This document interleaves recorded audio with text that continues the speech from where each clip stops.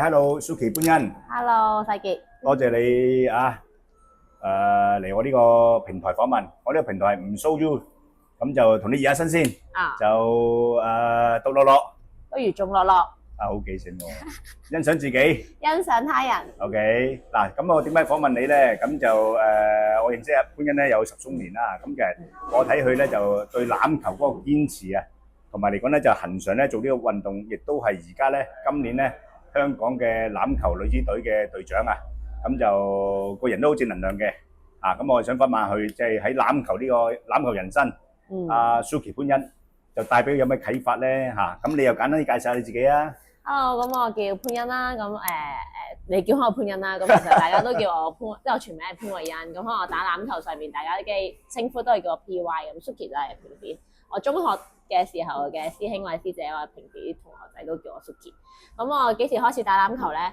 我係讀完中學先開始打欖球。我中學其實完全唔知欖球係咩嚟嘅， ？OK，係啦，唔知有呢個形狀嘅欖球喺我人生出現過，冇出現過嘅。我係讀完中學之後先去大專，先開始接觸呢個欖球。咁一接觸就唔經唔覺都一段時間啦。咁就慢慢可能打3-4年之後先開始入咗港隊。咁我而家都入咗港隊都有8年嘅時間，7年嘅時間，因為我係2017年開始入。OK，係啦。嗱，咁你而家就做咗隊長啦，咁啊做咗隊長幾多年啊？上年正式開始 take 呢個 role 嚟做咯。哦，OK，咁就做隊長嘅身份啦，同埋到一個隊員身份咧，你覺得分別喺邊度啊？隊員嘅時候，你可以好專注做自己練習或者比賽嘅嘢，但係隊長嘅時候，你就要去關注多少少練習嘅氣氛啊、球員嘅氣氛啊，或者係要諗翻多啲，到底我哋依家個 team environment 係咪一個係 positive 嘅方向去做緊？要睇多少少。明白。OK 嚇，咁又你就打咁多年嘅港隊啦，就去咗世界各地啦。有冇話即係邊個賽事特別難忘可以分享下？我最難忘就應該係我第一年入港隊就已經有機會可以跟港隊去打2017年愛爾蘭嘅世界盃，因為世界盃係一個4年一個嘅盛事啦，喺每一個運動都係咁，欖球都係嘅。咁我哋好彩可以攞到個爭贏到個資格賽入到世界盃打比賽啦。咁同埋我哋隊嘅對手都係啲傳統勁旅，可能大家都知係紐西蘭。平時可能喺IG 睇 post 見到佢哋啲精彩 moment， 但係落到場我竟然同佢哋比賽，係一個好神奇嘅事咯。OK， 咁啊欖球啦，欖球人生啊，對你個人生咧有咩啟發啊？個人生我諗係我冇諗過欖球係轉咗改變咗我成個人，即係成個我冇諗過嘅生活咯。因為我可能中學本身英文都唔係好好嘅，我真係平時上堂咧，Miss問我答問題用英文答，我係完全答唔到。咁但係我依家可能打咗欖球之後接觸嘅英文比較多，可能教練都係英文啦，或者隊友都係英文啦。咁我就多咗好多機會去改善我英文，同埋依家可能有時候用英文做 interview，我都覺得我好有信心可以做到。呢個係我估唔到，同埋又估唔到欖球可以令到我去更加多嘅地方咯。可能出咗去比賽啊，我第一個比賽係去西班牙，咁我就冇估，我竟然可以衝出亞洲，去到歐洲。係因為欖球帶到我去有個好多唔同世界嘅地方啦，又或者去哈薩克啦，呢個都係可能未必大家會諗到去旅行嘅地方，但係我竟然可以去到打欖球，咁 which is 都係好開心咯。OK， 嗱欖球我自己係未玩過啦，或者個年代都唔係話咁流行啦，咁就我個認知咧就係欖球都好碰撞性嘅，咁就都粗野少少嘅。咁喺你哋行內人啦，或者專業人士啦，喺欖球你哋點樣去有咩睇法咁樣啊？我會覺得我哋欖球係有規矩地，唔係野蠻地去進行啲碰撞。即係我哋係碰撞好多，但係我哋係都一定要跟住個規矩去做，唔可以撞到頭啊，唔可以有啲 dangerous 嘅 foul play 或者係 lift 起個人令到掟佢落地，呢啲真係唔可以。我哋其實係有限制同埋有規矩地去做啲碰撞咯。我覺得係好靚嘅，其實欖球，因為你只需要做好多嘢先可以先可以製造到個入波咯。即係可能好多個碰撞，好多個向前，慢慢向到前，我哋先可以有嗰個推動力啦，去到前先可以入波。係要做好多唔同嘅步驟，唔係一下就可以入到波。個 teamwork 好重要。OK， 嗱，本身以我理解啦，因為我都玩開運動啦，有喺學校嘅時候有校隊啦，啊出邊有個區制嘅區隊啦，咁另外去到港隊啦。咁你覺得喺校隊啊、區隊同埋港隊呢三個分野嚟講，有冇咩特別嘅分別咁樣啊？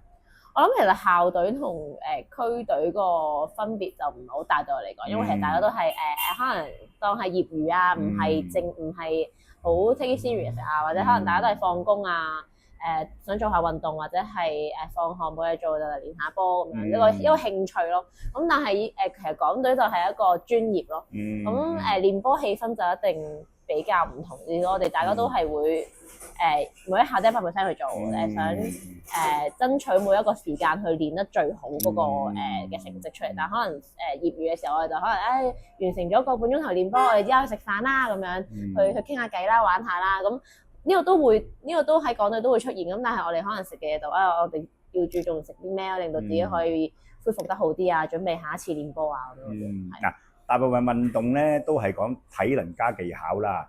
咁港隊當然門檻好高啦，你又可唔可以簡單啲同大家去分享下咧？就港隊嘅體能訓練啦，同埋技巧訓練咧係點樣嘅模式進行啊？咁我而家係全職嘅7人欖球隊嘅成員啦。咁其實我全部嘅訓練都會喺香港體育學院度進行。咁我可能星期1、2，我逢星期1、2、4、5咧都一定要喺入邊度練習啦。咁朝頭早8點鐘就要翻到去做 gym 啊，做健身。咁健身完之後，可能食少少嘢就開始做喺球場上嘅訓練，要做啲 skills 啊，可能1個鐘頭輕強啲嘅先，之後可能食完晏晝夜晚就都係嚟一個重比較多跑動或者係多碰撞嘅練習，就攰啲嘅 session。咁呢個就係維持一個禮拜4日咯。咁啲 gym program 啊都好 regular 嘅，即係每日都要做。OK。咁你對欖球咧有咩推廣啊？譬如假設我啲朋友嘅仔女讀幼稚園啦、小學啦、初中啦，咁你對佢哋有冇咩推廣呢個欖球運動啦，同埋有咩建議啊？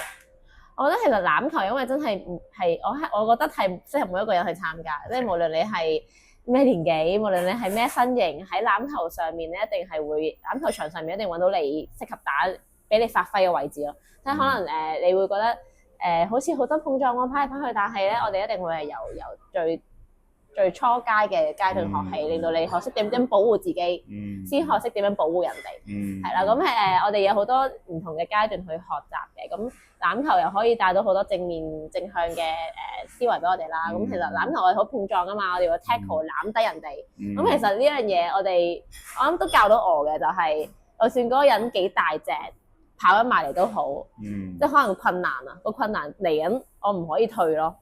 跟住我就學識點樣去迎接個困難，迎接完個困難之後起翻身，我再去迎接其他困難。即係可能但係唔會每一下都困難，因為有時候你都會攞住個波向緊前，你就係向緊前去進步嘅一個時機。咁呢個係好多欖球仲有好多價值係帶咗俾我，係正面嘅價值。咁唔係淨係可能身體上嘅進步，可能係思想上我都有好多唔同正面嘅發揮緊。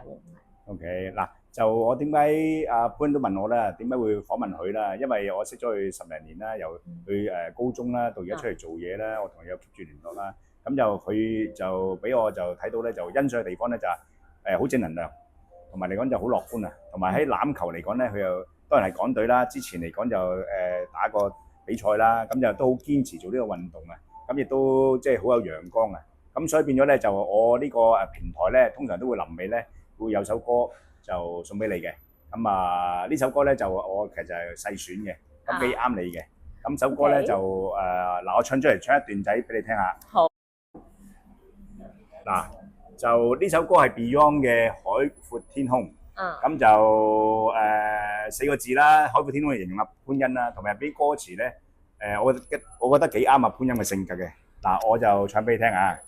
多少次迎着冷冷雨嘲笑，從沒有放棄過心中的理想。一剎那彷彿若有所失的感覺，不知不覺已變淡，心裏愛誰明白我？嗱，呢首歌送俾你嘅，多謝。咁你就有冇咩嘅欣賞他人啦嚇？你邊個人係你覺得特別欣賞？你又有咩歌想送俾佢咧？有嘅，我欣賞我球會嘅主席。OK。佢叫 Candy。OK。係啦，咁咧佢係一個女強人啦喺我心目中， OK 因為佢都係一個前港隊嘅成員啦。 OK，跟住佢亦都係喺我球會入邊推動好，即係佢嘅理念咧都係推動本地女子籃球發展啦。 OK，咁希望更加多嘅女子籃球可以即係好多啲人可以打籃球啦。 OK，亦都希望多啲機會可以俾到本地女子籃球嘅，佢 OK 俾好多機會去好似俾好多機會我去發展啦。佢睇住我大， OK，咁佢都做好多推廣啦。係啦，我覺得佢好勁，因為佢都係一個媽媽啦。哦 OK，係啦即係佢係好無私嘅推廣，係啊，都係好有熱無私嘅，誠熱忱去推廣呢個女子籃球喺香港本地嘅運動，係同埋希望多啲女性去參與呢個運動，係咪咁冇意思啊錯冇錯。 ？OK 係啦 OK，咁你有冇話邊首歌你想送俾佢啊？要做個更好的人，還天天發奮，情愛不降臨，人生都不灰暗。其實絕處求生，才是悠長人生裏無盡的那場得分。 OK，送俾你啊 Cindy。 Candy 啊，係啊，Candy。送俾你啊 Candy。OK，good show 啊，多謝你受我訪問啊。 Thank OK。 you。